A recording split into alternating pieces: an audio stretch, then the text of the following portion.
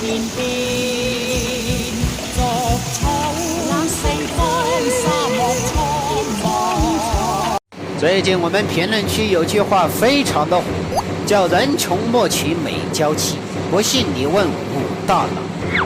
说得好，但是大家可能对武大郎有误解，他可一点都不穷，人家可是一个残疾人个体工商户，靠卖炊饼买了一套几百平米的连体别墅，沿街2层楼，可以商住两用。关键是媳妇儿还不用上班，这些你都能做到？开玩笑了，兄弟，那可是要票子的呀。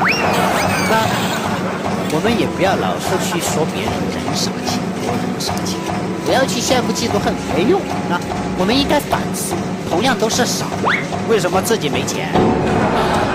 或者说，既然自己比别人聪明，那为什么人家傻子都比我们有钱？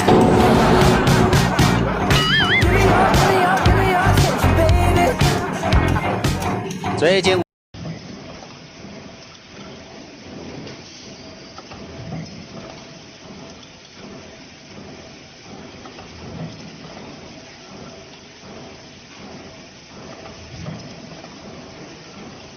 能不能让我陪着你走？